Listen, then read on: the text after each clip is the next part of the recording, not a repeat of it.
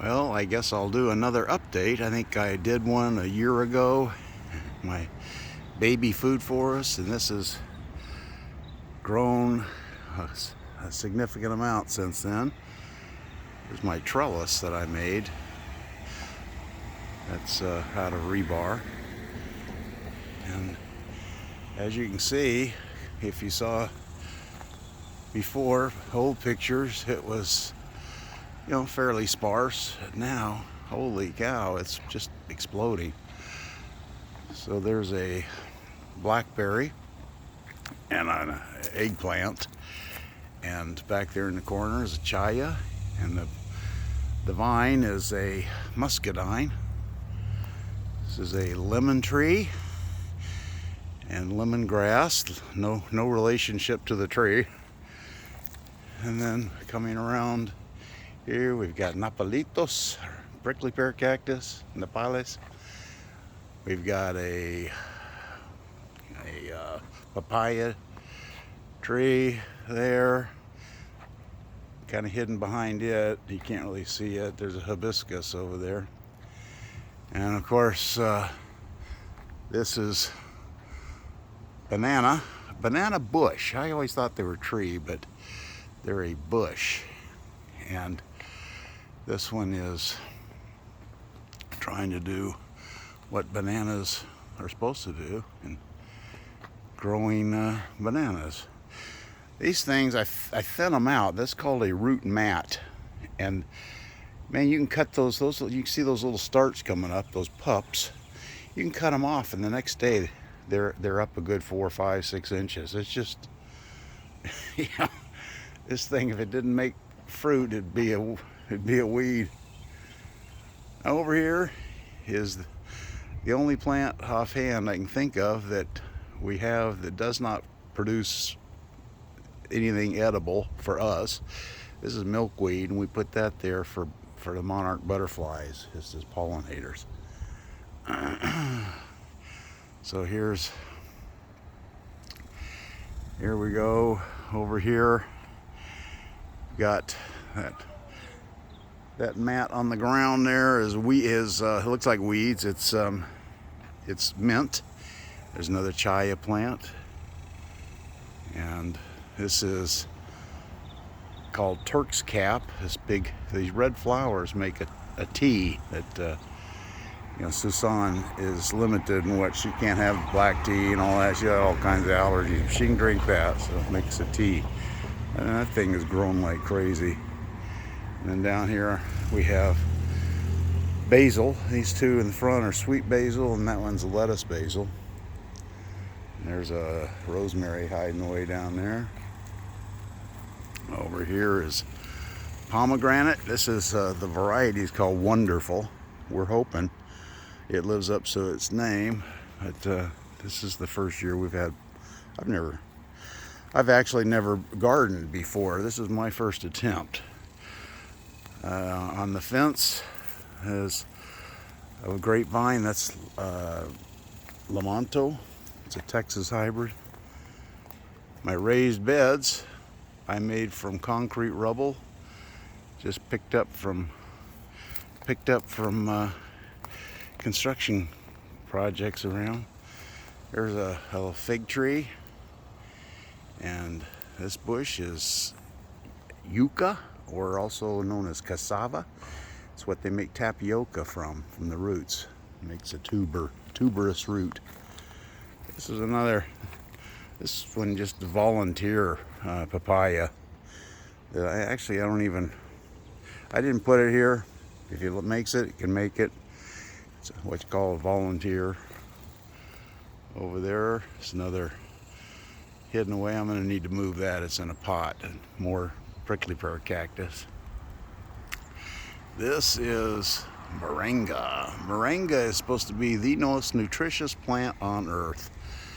Supposedly they use it when they run across, malnourished kids in Africa, for example. They give them moringa to kind of get them back healthy again. There's some basil in there.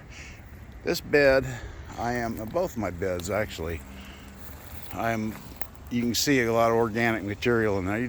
I do a lot of what they call chop and drop, like all those banana trees when well, let me call them banana trees. When I cut those down, I'll just come and chop them up and drop them in this. So I'm trying over time to improve the soil. There's another chaya,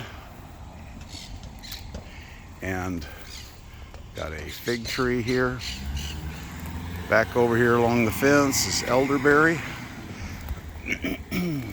This is this is another Lamonto grapevine. It's on one of my trellises. And back over there, those that don't get nearly enough water, those are echinacea flowers that I'm gonna have to figure out how to harvest those. I know they're good for colds and all that sort of thing. I've always taken them in supplements. But there's another cactus, chaya. It's another kind of chaya. We got bicycle riders. This is very common around here. So this is a quince tree, and this is a different type of chaya. That's one type of chaya. I've only got that one chaya bush. This chaya, is the one we eat a ton of this stuff. I use it as a spinach substitute. I'll put it back. There's another chaya. There's my pergola with black Spanish grapes. And then this is a cross between a tangerine and an orange, this little tree. This is another pomegranate. This is a Kandahar, and as in Afghanistan. That's the variety. This is called Jewels of Opar, and it's another type of a spinach substitute, or it's a green, it's edible green. And then two kinds of rosemary growing there.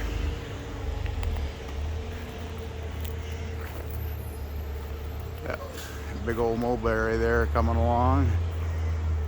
Speaking of mulberries, this long spindly one here, 8 months ago, was the diameter of a pencil and about 6 inches tall. And that thing, I just am astounded at how much it's grown. There's some more moringa, reaching for the stars. Need to harvest some, actually. Down at the base here, on both sides, that's oregano. We all know what that is, especially you Italians out there, huh? Okay, then blackberry, persimmon. This is a persimmon tree, and it, as you can see, it's got persimmons on it. So this is our first year to have fruit. So hopefully it'll work out, and with this heat. It's another fig tree. Here's eggplant, and you probably can't see my bird in there, but this is bird's head, bird's eye.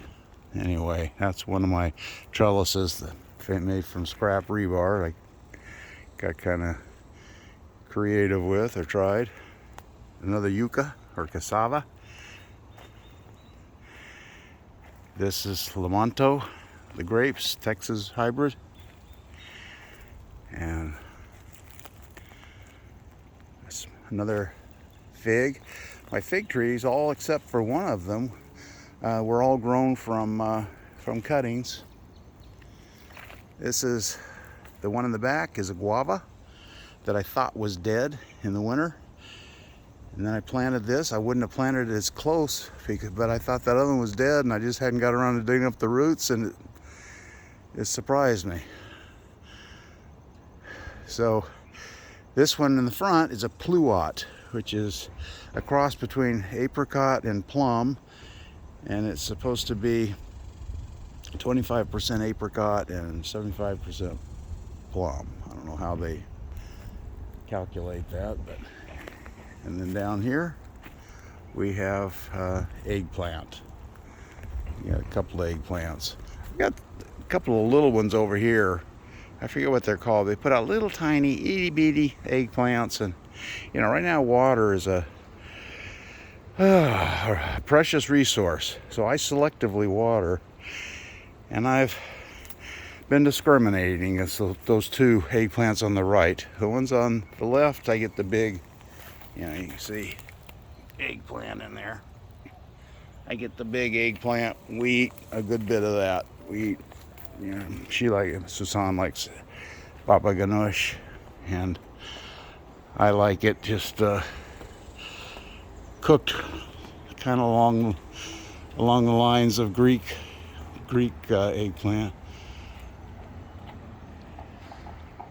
So as you can see, it has grown significantly in the last year. And that's it for now.